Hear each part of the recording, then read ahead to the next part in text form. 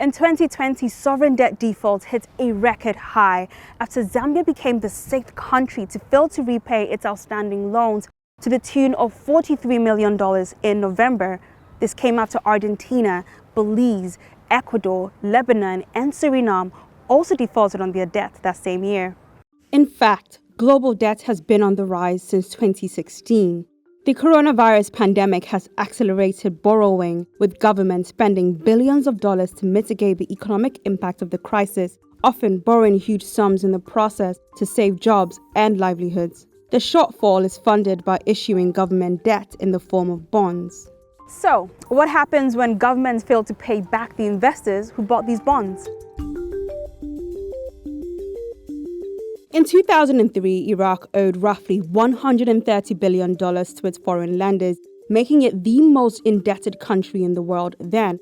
It didn't help that the United States invaded the country in the same year. Iraq would later turn to the Paris Club for help, and in a twist of fate, the US pushed to write off around 90% of the war-torn nation's debt. However, its other creditors, including Germany and France, were only prepared to forgive less than 50% of the outstanding amount. Ultimately, the Paris Club wrote off 80% of Iraq's debt, providing fresh ground for the country to rebuild. But debts weren't always settled in such civilized ways. Towards the end of 1902, Great Britain, Germany, and Italy imposed a naval blockade against Venezuela for failing to honor its debt repayments to them. While the small Venezuelan fleet was quickly disabled, a compromise was reached after the US intervened with its much larger fleet of warships. Worried about the gunboat diplomacy by the European nations in its backyard, the US later crafted a policy aimed at justifying interventions it claimed would stabilize the economic affairs of small states in the Caribbean and Central America. Thankfully, such strong-arm tactics are a thing of the past in the 21st century. However, global debt levels are on the rise. In 2020, the global debt tsunami is expected to reach $277 trillion, or 365% of global GDP. Among emerging markets, debt levels rose to nearly 250% of GDP as governments in these developing countries diverted revenues to make repayments. Emerging economies often have the potential for rapid economic growth, but they are also more vulnerable to economic shocks. To calm investors' fears, these governments tend to pay their loans using the more stable US dollar rather than their volatile currencies. The risks mean investors often demand a higher price for lending money, which can increase the likelihood of these payments becoming unmanageable. Many turn to the International Monetary Fund for advice and relief, such as temporary loans to restore economic stability. For emerging economies facing trouble in fulfilling their debt repayments, this is where the Paris Club steps in. The Paris Club provides help by either cancelling debt outright or rescheduling payments over a longer period. Unlike the London Club, which is an informal group of private lenders, the Paris Club is made up of 22 permanent creditor countries. The members include most major economies, except for China. The group got its name in 1956 when Argentina, on the verge of default, met with the countries it owed money to in Paris to discuss solutions to its debt difficulties. In the years since, the club has signed more than 400 agreements worth more than $500 billion with 99 countries with long-term debt. The process, known as debt restructuring, involves negotiations between member states and heavily indebted countries to lower interest rates or extend the due dates. The Paris Club usually meets 10 times a year, bringing together debtor and creditor countries to negotiate new debt plans.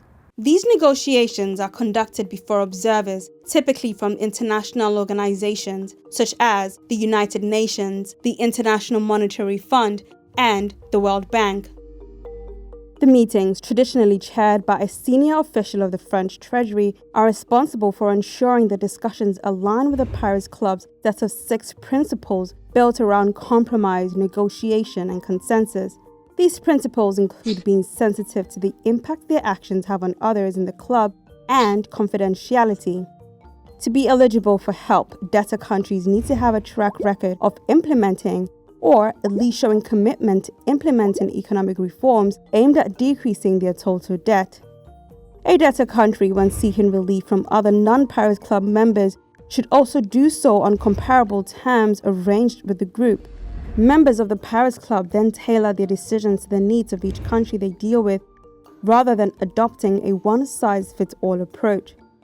It was in this spirit that the Paris Club members agreed to reduce debts for the poorest countries by a third for the first time in 1988. 6 years later, the group agreed to reduce some debts by 67%. As the debt situation in some countries continued to spiral out of control, the Paris Club worked in a program with the IMF and the World Bank to provide further debt relief in 1996.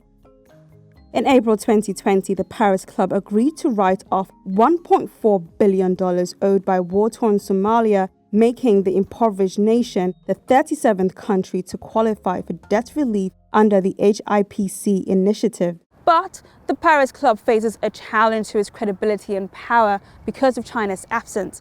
The Asian giant has become a major creditor in the decades since the Paris Club was established and prefers to deal with its debtors on its own terms. China's conditions for lending to developing countries are often opaque, contrasting with the club's principles of transparency. Beijing has therefore shied away from the club, reluctant to reveal the detail of its debt agreements with other countries. Yet, the continued relevance of the Paris Club could hinge on China's cooperation. In 2018, 72 low-income countries had debts amounting to $514 billion. Of this, $104 billion was owed to the Chinese government, $106 billion to the World Bank, and $60 billion to private bondholders. With China's loans accounting for roughly 20% of the total external debt by these developing economies, it will play a crucial role in any future negotiations on debt restructuring. The question of whether China will work alongside the existing members of the Paris Club has never been more critical than during the coronavirus pandemic, which has left many indebted countries facing default. The size of the looming debt crisis has driven the club to work on a broader scale than its usual case-by-case approach. The club, along with the World Bank and the IMF, is working to reduce the financial burden on 73 low- and middle-income countries.